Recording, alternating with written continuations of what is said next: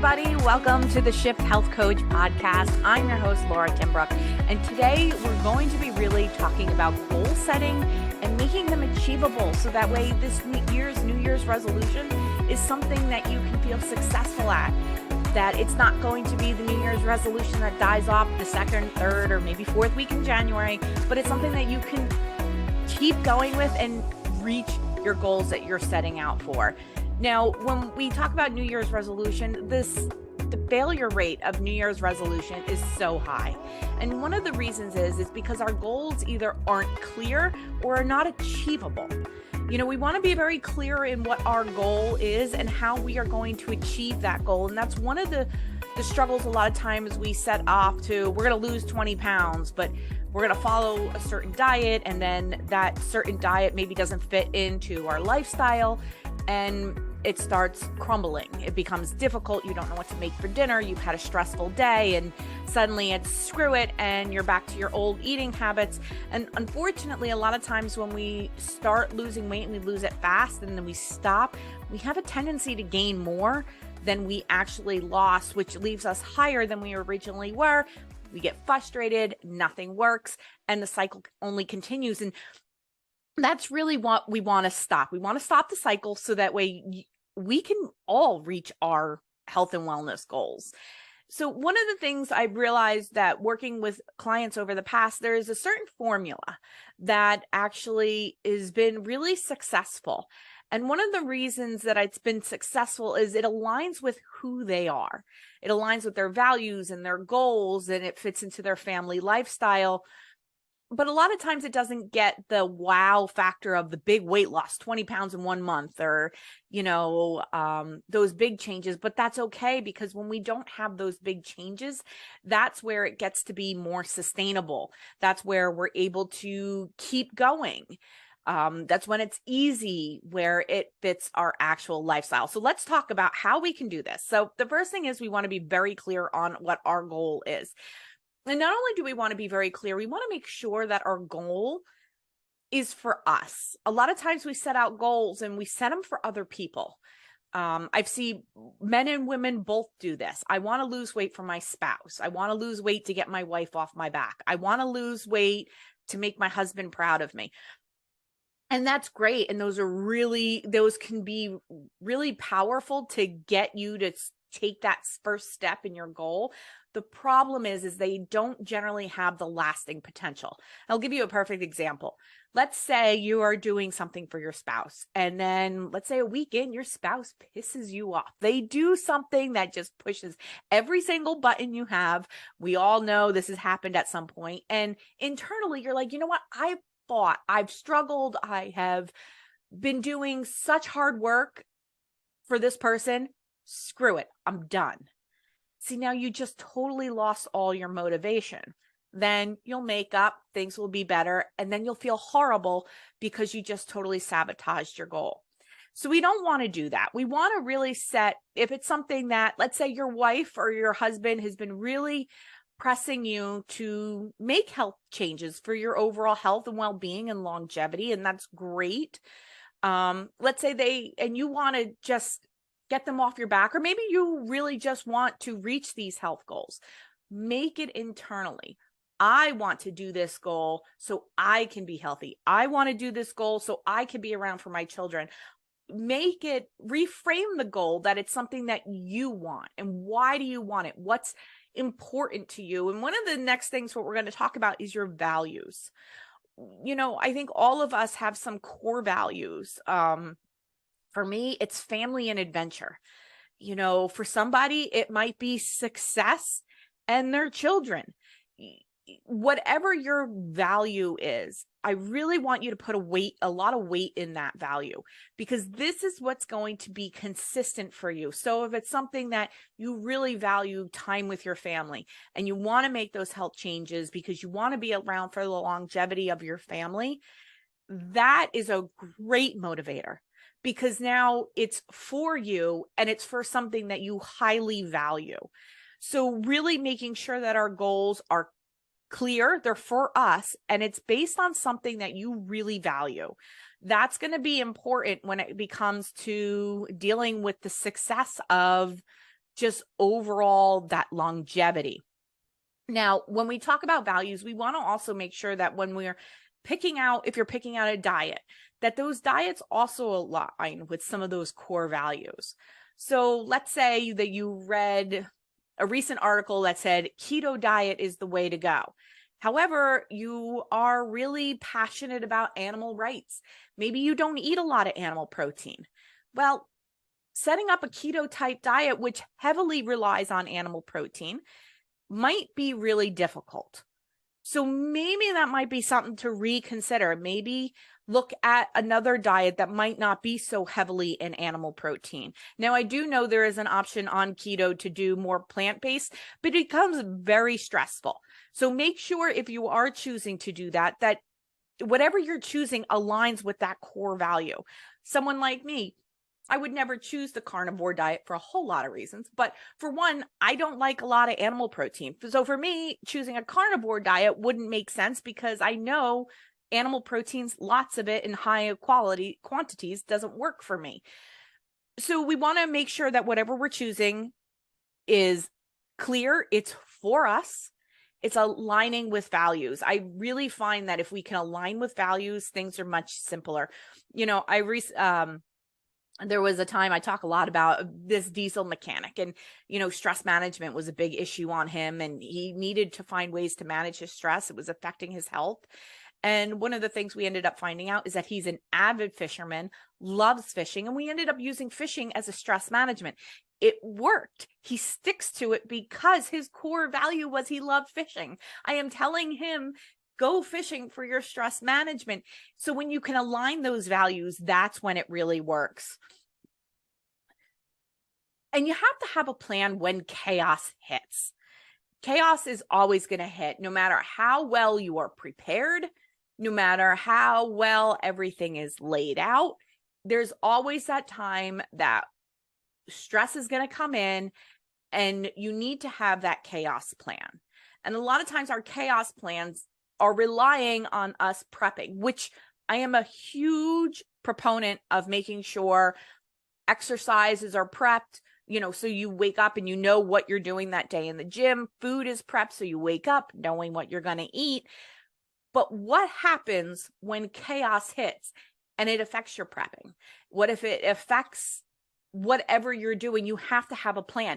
And sometimes it's okay that your plan is, I'm going to miss exercising this day. That is totally acceptable, as long as it doesn't become a lasting habit. But if you know that you have a meeting first thing in the morning and you're not really going to get time to try to work out, and you could try to fit in a quick little 15-minute workout, but then you have to rush, let's not rush. It's okay that we miss it one day. Or maybe there's something that we can do afterwards. Maybe you can go play basketball with your kids, or go for a walk in the evening with your wife or your spouse. I mean, it's important that we acknowledge the chaos. And I think a lot of us, we know what our chaos kind of looks like. I know for me personally, my chaos is generally at night with mealtime. Things go, my husband's working late, my kids maybe have to run to and from work, maybe my work is running over late, so we have to have a chaos plan. My chaos plan is quesadillas. If life is getting difficult, it's a quesadilla. It's just easy. It kind of works for all of us, and it takes the guess out of things. I always have some kind of grated cheese, whether I pre-grated it or I just bought a bag of grated cheese. It's always in my fridge. I generally always have those flat tortillas. They're always in my bread box. And I just know that whatever leftovers I have in the fridge, we can throw it together and make something that's fairly healthy, that isn't going to upset anybody's digestive system. And it's quick, it's easy, and all of my kids can make it without my assistant. So assistants. Not my assistant. My assistant is not making my kids food, but it's important that we have those. Maybe it's cereal, maybe it's chicken nuggets, hell, maybe it's mac and cheese. Just have a plan. And let me tell you, you know, if you're having a chaotic day, mac and cheese and a bag of frozen broccoli isn't the worst thing in the world. Mac and cheese, frozen broccoli, mix it together, throw the broccoli in the microwave. It's better than either missing meals, stressing out, or even ordering a pizza. So you have to have these chaotic plans that can better set you up. And I also, in that chaotic plan, want you to think about what happens if this doesn't go right. Where do I pick up? Where do I realign my values? Where can I take a reflection of maybe this isn't working? Maybe you have followed all these steps and thought it worked and it just doesn't fit your lifestyle. And that's okay. But instead of giving up, just realign it. Take a look at what you can make different. What is the parts that are failing? What are the parts that are succeeding? When we work with health coaches, this is one of the things that we do as health coaches. We help somebody kind of take a look. We ask those questions. And that's what I want to give to you guys, is those questions that as a health coach, I would ask you. So if you come to me, you picked out the diet, you have the motivation, you have your chaos plan, it's all in place, and it still doesn't work. Okay, well, what's not working? Explain to yourself what's not working. What could make it easier to work? Maybe it's, it requires too much cooking. Maybe it requires too much time in the gym. Maybe it's the gym is actually too far and you thought it would work, but it doesn't really work. And what would make those easier? Start that problem solving yourself. And take a look at that. And, if you're struggling to hire a health coach, bring somebody in. I personally offer single sessions because a lot of times people are already on the path. They just kind of veer off a little bit and they're not sure how to get back on, or they're not sure how to make those changes. So you find a health coach that offers those single sessions. If you're interested, you can go to lauratimbrook.com. You can purchase a single session. And it's really important that you realign it and you get back on track rather than just giving up. Because remember, your goal is too important. That goal was set. Remember, we talked about what you wanted. That goal is something you want. You matter, right? Those thoughts, those goals you want, they matter. So instead of just giving up, instead of throwing your hands up and saying, I can't do this, it's another failed attempt, let's just simply realign it. And then let's say you achieved your goal. You get there, everything is going good. But how are you going to keep that going? A lot of times we see somebody would get on a diet. I'm going to use a low carb diet because this is historically what happens on a low carb diet. You're on a low carb diet, you hit your weight, everything's going good. And it's like, okay, now I can let up the reins a little bit. I can start adding some of these foods back in that I removed. The problem is a lot of times we put them in too fast, we gain the weight back, and again, we throw up our hands, it didn't work. Well, the problem, it worked. You got to what your goal was. The problem was realigning that with your life. The problem is bringing what you love back in. And this is something I really want you to be mindful of. When you're choosing any type of diet, workout, health changes, whatever it is, make sure you're not taking out the parts of life that you love. Let's say, for example, you love chocolate. Chocolate is it is something that makes you happy. It is something that makes you relax, but you do know you eat too much chocolate. Well, make sure that whatever diet you choose, that chocolate is still there at some level. Maybe it's not there until you get to a certain point and then you slowly start adding it back in. But I would even be careful with that, because a lot of times when we remove something that we really value, again, we go back to our core values.